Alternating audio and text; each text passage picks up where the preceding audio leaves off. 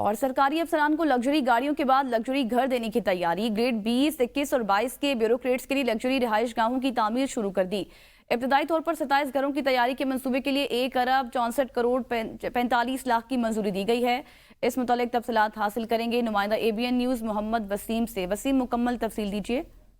جی بالکل، سرکاری بابوؤں کو اب لگژری گاڑیوں کے بعد لگژری گھر دینے کے لیے بھی تیاریاں شروع کی گئی ہیں کہ گریڈ 20، 21 اور 22 کے جو بیوروکریٹس ہیں ان کے لیے لگژری گھروں کی رہائش گاہوں کی تعمیر شروع کی گئی ہے، جس میں ابتدائی طور پر 27 گھروں کی تعمیر کے لیے 1 ارب 64 کروڑ 45 لاکھ کی منظوری دی گئی ہے، جبکہ دستاویزات کے مطابق محکمہ SNGAD کے رہائشی پول میں اب 27 کے بجائے 29 نئے لگژری گھروں کو شامل کرنے کا فیصلہ کیا گیا۔ ذرائع کا یہ بھی کہنا ہے کہ مزید 2 لگژری گھروں کو شامل کرنے سے لاگت تقریباً 2 ارب سے بھی زائد کراس کر جائے گی، اور منصوبے میں 29 لگژری گھر جو ہے وہ double storey, water tank, tube well room, property office اور باؤنڈری وال جو ہے وہ شامل ہوگی، جبکہ دستاویزات کے مطابق DHA فیز 9 میں سینئر بیوروکریٹس کے لیے IDAP جو ہے وہ گھروں کی تیاری مکمل کرے گا، جبکہ دستاویزات کے مطابق نئی سرکاری رہائش گاہوں کی تعمیر کو مکمل کرنے کے لیے 1 سال اور 9 ماہ کی ڈیڈ لائن بھی دی گئی ہے۔